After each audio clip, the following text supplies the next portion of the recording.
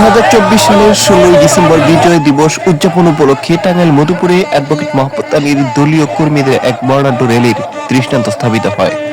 2024-এর পূর্বে মধুপুরে বিজয় মিছিলে এত লোক সমাগমের উপস্থিতি লক্ষ্য করা যায়নি।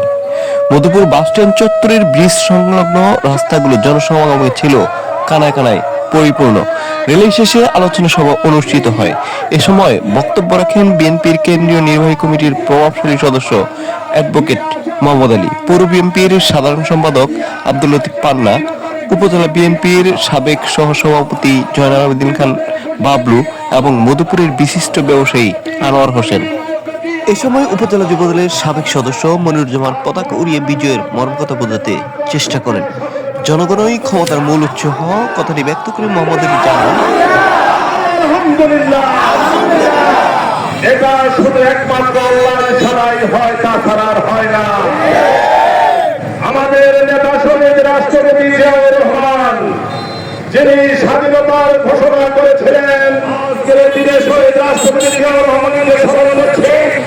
আল্লাহ তাআলা তাকে যেন দেশ থেকে তৈরি করেন, স্মরণ করছে মুক্তিযুদ্ধে যারা আত্মবলি দিয়েছেন, সাথে সাথে বীর মুক্তিযোদ্ধা যারা সর্বযুদ্ধে অংশগ্রহণ করে তাদের জীবনে সমস্ত গুণাগত মাত্র আল্লাহ তাদের জন্য দেশ থেকে তৈরি করে সেই দোয়া করে যারা আহত হয়েছে, যারা চিরতরে বন্ধু হয়ে গেছেন, তাদের জন্য সমবেদনা জানাই। আর এই যুদ্ধে 17 জুলাই থেকে 5 তারিখ পর্যন্ত যারা মিছিলে অংশগ্রহণ করেছিলেন, তারা নতুন প্রজন্মের মুক্তিযোদ্ধা। সেই মুক্তিযোদ্ধাদের প্রতি আমার ছেড়ে তাদের প্রতি সালাম। কমিটি হবে জনগণের কমিটির আন্দোলনের জন্য বাগিলে যে যুদ্ধ শুরু হয়েছিল, সেই যুদ্ধ এখন অব্যাহত আছে।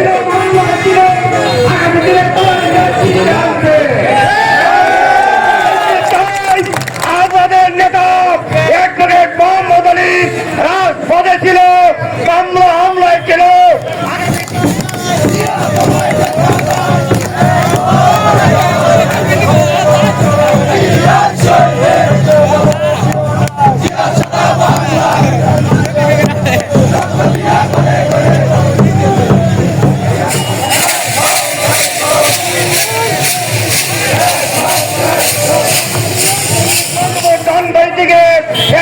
মোহাম্মদ আলীকে এমপি হিসেবে দেখতে চাই।